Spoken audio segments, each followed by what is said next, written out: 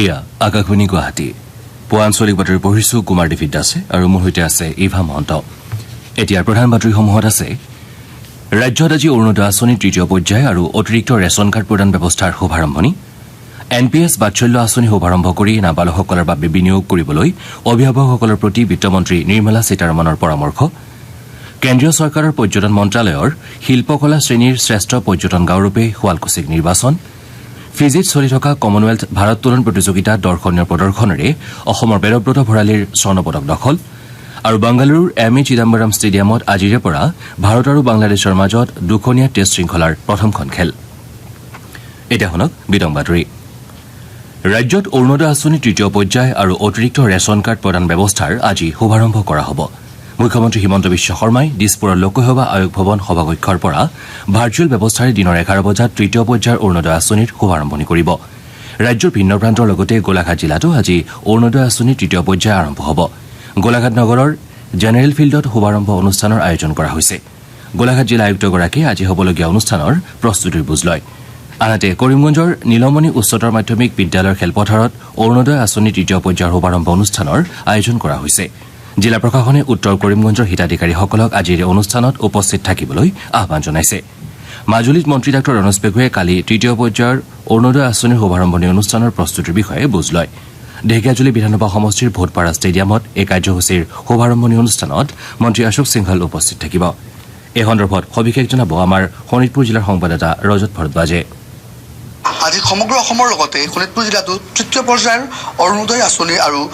অতিৰিক্ত ration card আনুষ্ঠানিক শুভাৰম্ভ কৰা হ'ব। শোণিতপুৰ জিলাৰ 5টা সমষ্টি ক্ৰমে তেজপুৰ, ৰঙাপাৰা, নদুৱাৰ, বৰচুৱাৰ লগতে জিলাখনৰ কেন্দ্ৰীয়ভাৱে ঢেকীয়াজুলিৰ ভোটপাৰা ষ্টেডিয়ামত অনুষ্ঠিত হ'ব শুভাৰম্ভ অনুষ্ঠান। উক্ত অনুষ্ঠানত বিশেষ অতিথি হিচাপে উপস্থিত থাকিব অসম চৰকাৰৰ কেবিনেট মন্ত্ৰী অশোক সিংহালদেৱ। উল্লেখ্য যে বিধৱা, 45 বছৰ বয়সৰ ঊৰ্ধৰ অবিবাহিতা, বিবাহ বিচ্ছেদিত আৰু অকলশৰীয়া মহিলাৰ লগতে তৃতীয় লিংগ, দিব্যাংগ, চৰকাৰী পঞ্জীয়নভুক্ত বৃদ্ধাশ্ৰমত থকা মহিলা তথা বয়োজ্যেষ্ঠ বা ৰোগীয়া মহিলা, আশ্ৰয়হীন পৰিয়ালৰ মহিলা, মগনীয়া, অন্তোদয়া যোজনাৰ মহিলা হিতাধিকাৰী,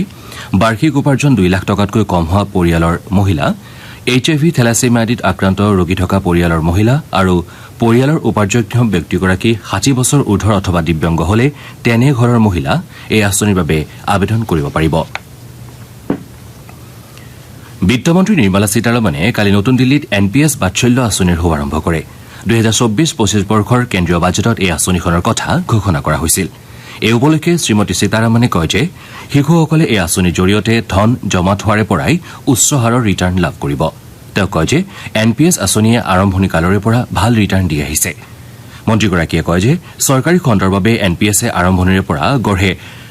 9.5% চক্ৰবৃদ্ধি বাৰ্ষিক বিকাশ হাৰৰ ৰিটাৰ্ণ দি আহিছে। তেওঁ পিতৃ মাতৃ আৰু অভিভাৱকসকলক নাবালকসকলৰ বাবে জন্মদিন বা অন্য উপলক্ষত NPS বাৎসল্য আঁচনিত বিনিয়োগ কৰাৰ পৰামৰ্শ আগবঢ়ায়। একীকৃত পেঞ্চন আঁচনি সন্দৰ্ভত মত প্ৰকাশ কৰি শ্ৰীমতী সীতাৰমণে কয় যে কেন্দ্ৰীয় কেবিনেটে অলপতে কেন্দ্ৰীয় চৰকাৰৰ কৰ্মচাৰীসকলৰ বাবে এই আঁচনিখনত অনুমোদন জনাইছে।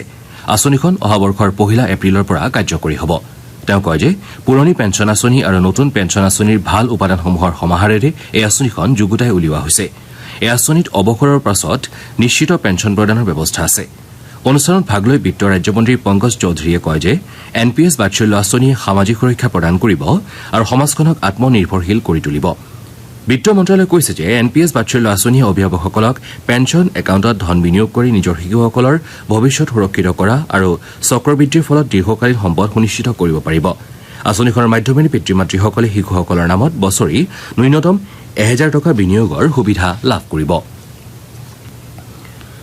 কেন্দ্ৰীয় চৰকাৰৰ পৰ্যটন বিভাগে শিল্পকলা শ্ৰেণীৰ শ্ৰেষ্ঠ পৰ্যটন গাঁওসমূহৰ ভিতৰত অন্যতম হিচাপে বস্ত্ৰনগৰী শুৱালকুছিক নিৰ্বাচন কৰিছে। প্ৰতি বছৰে দেশৰ ভিন্ন প্ৰান্তৰ শিল্পকলা শ্ৰেণীৰ অন্তৰ্ভুক্ত ভিন্ন স্থানক কেন্দ্ৰীয় পৰ্যটন বিভাগে নিৰ্বাচিত কৰি আহিছে। মুখ্যমন্ত্ৰী হিমন্ত বিশ্ব শৰ্মাই এটা বিবৃতিযোগে এই কথা প্ৰকাশ কৰিছে। লগতে শ্ৰী শৰ্মাই সমূহ শুৱালকুছিবাসীৰ লগতে অসমবাসীৰ হৈ কেন্দ্ৰীয় চৰকাৰৰ পৰ্যটন বিভাগক ধন্যবাদ জ্ঞাপন কৰে। এই স্বীকৃতিয়ে বস্ত্ৰনগৰী শুৱালকুছিৰ শিল্পকলাৰ স্বকীয়তা অধিক প্ৰসাৰত বৰঙণি যোগাব বুলিও তেওঁ উল্লেখ কৰে। ৰাষ্ট্ৰপতি শ্ৰীমতী দ্ৰৌপদী মুৰ্মু আজি মধ্যপ্ৰদেশ ভ্ৰমণৰ দ্বিতীয় দিনা উজ্জয়িনীত উপস্থিত হ'ব। তাত তেওঁ চাফাই মিত্ৰসকলৰ সৈতে মত বিনিময় কৰাৰ লগতে চাফাই মিত্ৰ সন্মিলনত অংশগ্ৰহণ কৰিব। শ্ৰীমতী মুৰ্মুৱে লগতে ইন্দোৰ উজ্জয়িনী সংযোগী 6টা লেনযুক্ত পথ প্ৰকল্পৰ ভূমিপূজন অনুষ্ঠানত ভাৰ্চুৱেল ব্যৱস্থাৰে অংশ ল'ব ভ্ৰমণকালত ৰাষ্ট্ৰপতিগৰাকীয়ে শ্ৰী মহাকালেশ্বৰ মন্দিৰ পৰিদৰ্শন কৰিব আৰু স্বচ্ছতা সেৱা পষেকৰ অধীনত মন্দিৰ চৌহদত শ্ৰমদান কৰিব মধ্যপ্ৰদেশ ভ্ৰমণৰ অন্তিম পৰ্যায়ত ৰাষ্ট্ৰপতিগৰাকীয়ে ইন্দোৰৰ দেৱী অহিল্যা বিশ্ববিদ্যালয়ৰ সমাৱৰ্তন সমাৰোহত ভাগ ল'ব ৰাষ্ট্ৰপতি শ্ৰীমতী মুৰ্মু মধ্যপ্ৰদেশ ভ্ৰমণ সামৰি আজি বিয়লি দুদিনীয়া ঝাৰখণ্ড ভ্ৰমণসূচীৰে ৰাঞ্চীত উপস্থিত হ'ব ৰাষ্ট্ৰপতিগৰাকীয়ে কাইলৈ ৰাঞ্চীস্থিত ভাৰতীয় কৃষি গৱেষণা পৰিষদৰ ৰাষ্ট্ৰীয় কৃষি মাধ্যমিক প্ৰতিষ্ঠানৰ শতবাৰ্ষিকী সমাৰোহক সম্বোধন কৰিব ঝাৰখণ্ডৰ ৰাজ্যপাল সন্তোষ কুমাৰ গংৱাৰ কেন্দ্ৰীয় কৃষি আৰু কৃষক কল্যাণ তথা গ্ৰামোন্নয়ন মন্ত্ৰী শিৱৰাজ সিং চৌহান আৰু মুখ্যমন্ত্ৰী হেমন্ত সোৰেনে শতবাৰ্ষিকী অনুষ্ঠানত ভাগ ল'ব অহা 29 ছেপ্টেম্বৰত অনুষ্ঠিত হ'বলগীয়া ৰাজ্যিক পৰ্যায়ৰ নিযুক্তি আয়োগৰ তৃতীয় বৰ্গৰ দ্বিতীয় পৰ্যায়ৰ পৰীক্ষাৰ প্ৰস্তুতি প্ৰায় সম্পূৰ্ণ হৈছে 15 ছেপ্টেম্বৰত প্ৰথম পৰ্যায়ৰ পৰীক্ষা অনুষ্ঠিত হোৱাৰ পাছত অহা 29 তাৰিখে পুৱা 9 বজাৰ পৰা দিনৰ 12 বজালৈ স্নাতক পৰ্যায়ৰ তৃতীয় বৰ্গৰ চাকৰিৰ আৰু বিয়লি 1:30 বজাৰ পৰা 4:30 বজালৈ ড্ৰাইভাৰ পদৰ বাবে তৃতীয় বৰ্গৰ পৰীক্ষাসমূহ অনুষ্ঠিত হ'ব আনহাতে 27 অক্টোবৰত পুৱা 9 বজাৰ পৰা দিনৰ 12 বজালৈ চতুৰ্থ বৰ্গৰ মেট্ৰিক উত্তীৰ্ণ পৰ্যায়ৰ আৰু বিয়লি 1:30 বজাৰ পৰা 4:30 বজালৈ অষ্টম শ্ৰেণী পৰ্যন্ত উত্তীৰ্ণ চতুৰ্থ বৰ্গৰ বাবে নিযুক্তি পৰীক্ষা অনুষ্ঠিত হ'ব উল্লেখ্য যে 29 ছেপ্টেম্বৰৰ স্নাতক পৰ্যায়ৰ তৃতীয় বৰ্গৰ পদৰ বাবে 5,29,989 জন আৰু ড্ৰাইভাৰ পদৰ বাবে 2,04,091 জন প্ৰাৰ্থী পৰীক্ষাত অৱতীৰ্ণ হ'ব আনহাতে 27 অক্টোবৰৰ চতুৰ্থ বৰ্গৰ পৰীক্ষাত মেট্ৰিক উত্তীৰ্ণ পৰ্যায়ত 8,27,130 গৰাকী আৰু অষ্টম শ্ৰেণী পৰ্যন্ত উত্তীৰ্ণ পৰ্যায়ত 5,52,002 গৰাকী প্ৰাৰ্থী পৰীক্ষাত অৱতীৰ্ণ হ'ব কেন্দ্ৰীয় মাধ্যমিক শিক্ষা পৰিষদে অহা 1 ডিচেম্বৰত CTET অনুষ্ঠিত কৰাৰ কথা ঘোষণা কৰিছে এই সন্দৰ্ভত পৰিষদে জাৰি কৰা নিৰ্দেশনা অনুসৰি CTETৰ বাবে ইতিমধ্যে 17 ছেপ্টেম্বৰৰ পৰা অনলাইন আবেদন প্ৰক্ৰিয়া আৰম্ভ হৈছে আবেদনৰ অন্তিম দিন 16 অক্টোবৰ আবেদনকাৰী প্ৰাৰ্থীসকলে 16 অক্টোবৰৰ পুৱা 12 বজাৰ পূৰ্বে নিৰ্ধাৰিত মাচুল জমা দিব লাগিব ৰাজ্য চৰকাৰে অসম টেট পৰীক্ষা অনুষ্ঠিত নকৰাৰ পৰিপ্ৰেক্ষিতত কেন্দ্ৰীয় মাধ্যমিক শিক্ষা পৰিষদে পতা CTETৰ গুৰুত্ব বৃদ্ধি পাইছে পঞ্চায়ত নিৰ্বাচনৰ পূৰ্বে বিভিন্ন জিলাত সমষ্টি পুনৰ নিৰ্ধাৰণৰ জৰিয়তে আঞ্চলিক পঞ্চায়ত গাঁও পঞ্চায়ত আৰু জিলা পৰিষদৰ সীমা নতুনকৈ নিৰ্ধাৰণ কৰা হৈছে শিৱসাগৰ জিলাত 2001 চনৰ পিয়লক ভিত্তি কৰি তথা পঞ্চায়ত আইন অনুসৰি সীমা নিৰ্ধাৰণ কৰা হৈছে শিৱসাগৰ জিলাৰ অন্তৰ্গত শিৱসাগৰ নাজিৰা আৰু ডিমু বিধানসভা সমষ্টিৰ প্ৰতিটোতেই 27 বা 28খন গাঁও পঞ্চায়ত অন্তৰ্ভুক্ত কৰা হৈছে তদুপৰি জিলাখনত পূৰ্বৰ 5টা উন্নয়ন খণ্ডৰ ঠাইত 6টা উন্নয়ন খণ্ড কৰা হৈছে প্ৰতিটো সমষ্টিতে দুটাকৈ উন্নয়ন খণ্ড থকাৰ লগতে প্ৰতিটো উন্নয়ন খণ্ডত 13 বা 14খনকৈ গাঁও পঞ্চায়ত অন্তৰ্ভুক্ত কৰা হৈছে জিলা আয়ুক্তই এই বিষয়ে প্ৰকাশ কৰি এই বিষয়ত ওজৰ আপত্তি দাখিলৰ বাবে 18 পৰা 20 ছেপ্টেম্বৰ পৰ্যন্ত সময় নিৰ্ধাৰণ কৰি দিছে সমূহ ৰাজনৈতিক দলৰ সৈতে আজি বৈঠক অনুষ্ঠিত হোৱাৰ পাছত 23 পৰা 25 ছেপ্টেম্বৰ পৰ্যন্ত ওজৰ আপত্তিসমূহ পৰীক্ষা কৰা হ'ব 27 ছেপ্টেম্বৰত গাঁও পঞ্চায়ত আঞ্চলিক পঞ্চায়ত আৰু জিলা পৰিষদৰ চূড়ান্ত তালিকা প্ৰকাশ কৰা হ'ব যোৰহাটৰ বৰ্ষাৰণ্য গৱেষণা প্ৰতিষ্ঠানৰ উদ্যোগত বিশ্ব বাঁহ দিৱস উপলক্ষে কালিৰে পৰা বাঁহৰ প্ৰসংস্কৰণ আৰু মূল্য সংযোজন সন্দৰ্ভত 3দিনীয়া প্ৰশিক্ষণ কৰ্মশালাৰ আয়োজন কৰা হৈছে সৰ্বভাৰতীয় সমন্বিত বাঁহ প্ৰকল্পৰ অৰ্থ সাহায্যত অনুষ্ঠিত এই প্ৰশিক্ষণত 23 গৰাকী প্ৰশিক্ষাৰ্থীয়ে অংশ লৈছে প্ৰশিক্ষণৰ সামৰণিত প্ৰশিক্ষাৰ্থীসকলক বৰ্ষাৰণ্য গৱেষণা প্ৰতিষ্ঠানৰ ফালৰ পৰা মানপত্ৰ প্ৰদান কৰা হ'ব কৰিমগঞ্জ জিলা যুৱ মৰ্চাৰ উদ্যোগত কালি কৰিমগঞ্জ জিলা পুথিভঁৰালত ভাৰতীয় জনতা পাৰ্টীৰ সদস্য পদ নামভৰ্তি অভিযান 2024ৰ এখন সন্মিলন অনুষ্ঠিত হয় এই সন্মিলনত যুৱ মৰ্চাৰ সৰ্বভাৰতীয় উপসভাপতি নেহা যোশী যুৱ মৰ্চা প্ৰদেশৰ সভাপতি ৰাকেশ দাস আৰু কৰিমগঞ্জ জিলা বিজেপিৰ সভাপতিৰ লগতে বিধায়ক বিজয় মালাগাৰ উপস্থিত থাকে সন্মিলনত যুৱ মৰ্চাৰ আন বহু নেতা সদস্যৰ উপস্থিতিত বহু সদস্যই বিজেপিত যোগদান কৰে শিৱসাগৰৰ বিশিষ্ট ফটো সাংবাদিক লুইত চলিহাৰ অকাল মৃত্যুত শোক প্ৰকাশ কৰি কালি শিৱসাগৰ নগৰত ৰাজহুৱা শ্ৰদ্ধাঞ্জলি অনুষ্ঠানৰ আয়োজন কৰা হয় শিৱসাগৰ নগৰৰ দোলমুখত শিৱসাগৰ প্ৰেছ ক্লাব আৰু শিৱসাগৰ ফটোগ্ৰাফী ছচাইটিৰ যৌথভাৱে প্ৰয়াত ফটো সাংবাদিকগৰাকীলৈ শ্ৰদ্ধা নিবেদন কৰে উল্লেখযোগ্য যে লুইত চলিহাই ফটো সাংবাদিকতাৰে ৰাষ্ট্ৰীয় আৰু আন্তঃৰাষ্ট্ৰীয় পৰ্যায়ত প্ৰশংসা লাভ কৰিবলৈ সমৰ্থ হৈছিল যোৰহাট জিলাৰ কেন্দুগুৰিৰ ভাড়াঘৰত যোৱা 15 ছেপ্টেম্বৰত চলিহাই শেষ নিশ্বাস ত্যাগ কৰিছিল খেলৰ খবৰ অসমৰ বেদব্ৰত ভৰালীয়ে ফিজিত চলি থকা কমনৱেলথ ভাৰোত্তোলন প্ৰতিযোগিতাত দৰ্শনীয় প্ৰদৰ্শনেৰে স্বৰ্ণ পদক দখল কৰিছে প্ৰতিযোগিতাৰ 73 কিলোগ্ৰাম শাখা ডিব্ৰুগড়ৰ খেলুৱৈগৰাকী শ্ৰেষ্ঠত্ব অৰ্জন কৰিবলৈ সমৰ্থ হয় বেদব্ৰতে স্নেটশ্বট 136 কিলোগ্ৰাম আৰু ক্লিন এণ্ড জাৰ্কত 164 কিলোগ্ৰাম ভাৰোত্তোলন কৰি এই প্ৰতিযোগিতাত একেৰাহে দ্বিতীয়বাৰলৈ স্বৰ্ণ পদক অৰ্জন কৰিবলৈ সমৰ্থ হয় ছিনিয়ৰতো ৭৩ কিলোগ্ৰাম শাখাত প্ৰতিদ্বন্দ্বিতা কৰি বেদব্ৰত চতুৰ্থ স্থানত থাকে উল্লেখ্য যে বেদব্ৰতে লিমাত অনুষ্ঠিত বিশ্ব যুৱ ভাৰোত্তোলন প্ৰতিযোগিতাত স্বৰ্ণ পদক জয় কৰি শ্ৰেষ্ঠ লিফটাৰৰ বঁটা লাভ কৰিছিল মুখ্যমন্ত্ৰী হিমন্ত বিশ্ব শৰ্মাই বেদব্ৰত ভৰালীৰ এই সফলতাৰ বাবে অভিনন্দন জ্ঞাপন কৰাৰ লগতে পৰৱৰ্তী খেলৰ বাবেও শুভেচ্ছা জ্ঞাপন কৰিছে বাংগালুৰুৰ এম এ চিদাম্বৰম ষ্টেডিয়ামত আজি ভাৰত আৰু বাংলাদেশৰ মাজত দুখনীয়া টেষ্ট শৃংখলাৰ প্ৰথমখন খেল আৰম্ভ হ'ব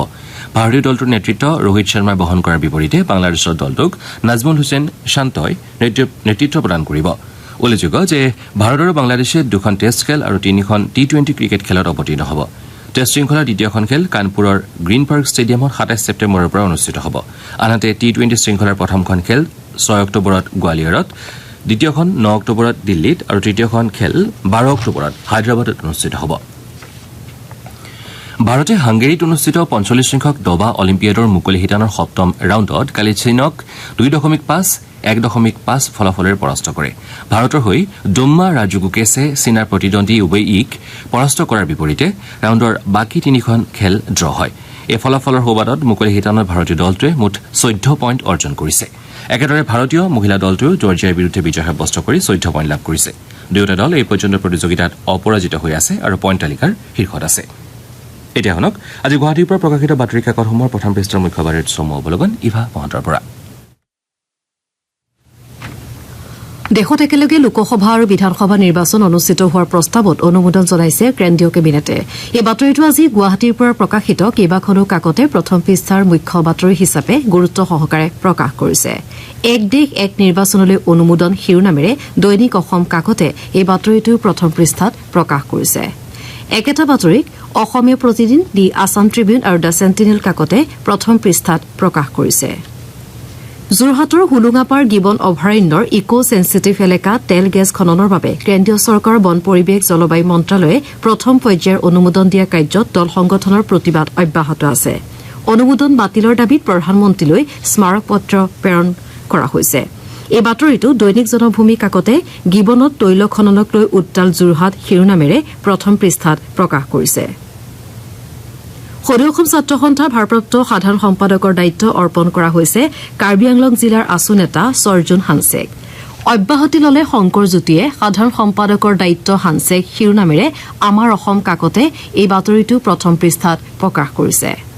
একেটা বাতৰিক দৈনিক অগ্ৰদূত আৰু অসমীয়া খবৰ কাকতে প্ৰথম পৃষ্ঠাৰ মুখ্য বাতৰি হিচাপে প্ৰকাশ কৰিছে ৩ বছৰ ৫.৪% বৃদ্ধি অসমৰ জনমূৰি আয় এই বাতৰিটো নিয়মীয়া বাৰ্তা কাকতে প্ৰথম পৃষ্ঠাৰ মুখ্য বাতৰি হিচাপে গুৰুত্ব সহকাৰে প্ৰকাশ কৰিছে এয়াই আছিল আজি গুৱাহাটীৰ পৰা প্ৰকাশিত দৈনিক বাতৰি কাকতসমূহৰ মুখ্য বাতৰিৰ এক চমু অৱলোকন ধন্যবাদ ইভা আকাশবাণী গুৱাহাটী কেন্দ্ৰত অসমীয়া ভাষাৰ সাধাৰণ ঘোষণা তথা শিশু আৰু মহিলা শাখাৰ লগতে হিন্দী নেপালী কাৰ্বি বড়ো চাহ জনগোষ্ঠীৰ অনুষ্ঠান আৰু পাশ্চাত্য সংগীত শাখাত অংশকালীন ঘোষক ঘোষিকাৰ বাবে আগ্ৰহী প্ৰাৰ্থীৰ পৰা আবেদন বিচৰা হৈছে ২০ৰ পৰা ৫০ বছৰ বয়সৰ ভিতৰত স্নাতক ডিগ্ৰীধাৰী প্ৰাৰ্থীয়ে ইয়াৰ বাবে আবেদন কৰিব পাৰিব প্ৰাৰ্থী গুৱাহাটী পৌৰ এলেকাৰ বাসিন্দা হ'ব লাগিব আগ্ৰহীসকলে আকাশবাণী গুৱাহাটীৰ ফেচবুক পেজ এআইআৰ গুৱাহাটীৰ পৰা আবেদন প্ৰপত্ৰ ডাউনলোড কৰি অথবা আকাশবাণী গুৱাহাটীৰ সমন্বয় শাখাৰ পৰা আবেদন প্ৰপত্ৰ সংগ্ৰহ কৰি যাৱতীয় নথিৰ সৈতে অহা ৪ অক্টোবৰৰ ভিতৰত জমা দিব লাগিব প্ৰাৰ্থীসকলক লিখিত পৰীক্ষা কণ্ঠস্বৰ পৰীক্ষা আৰু সাক্ষাৎকাৰৰ জৰিয়তে নিৰ্বাচিত কৰা হ'ব সামৰাৰ পূৰ্বে এতিয়া প্ৰধান বাতৰিকেইটা পুনৰ এবাৰ ৰাজ্যত আজি অৰুণোদয় আঁচনিৰ তৃতীয় পৰ্যায় আৰু অতিৰিক্ত ৰেচন কাৰ্ড প্ৰদানৰ ব্যৱস্থাৰ শুভাৰম্ভণি এনপিএছ বাৎসল্য আঁচনি শুভাৰম্ভ কৰি নাবালকসকলৰ বাবে বিনিয়োগ কৰিবলৈ অভিভাৱকসকলৰ প্ৰতি বিত্তমন্ত্ৰী নিৰ্মলা সীতাৰমণৰ পৰামৰ্শ কেন্দ্ৰীয় চৰকাৰৰ পৰ্যটন মন্ত্ৰালয়ৰ শিল্পকলা শ্ৰেণীৰ শ্ৰেষ্ঠ পৰ্যটন গাঁওৰূপে শুৱালকুছিক নিৰ্বাচন ফিজিত চলি থকা কমনৱেলথ ভাৰোত্তোলন প্ৰতিযোগিতাত দৰ্শনীয় প্ৰদৰ্শনেৰে অসমৰ বেদব্ৰত ভৰালীৰ স্বৰ্ণ পদক দখল আৰু বাংগালুৰুৰ এম এ চিদাম্বৰম ষ্টেডিয়ামত আজিৰে পৰা ভাৰত আৰু বাংলাদেশৰ মাজত দুদিনীয়া টেষ্ট শৃংখলাৰ প্ৰথমখন খেল আজিলৈ আমাৰ পুৱাৰ আঞ্চলিক বাতৰিত ইমানেই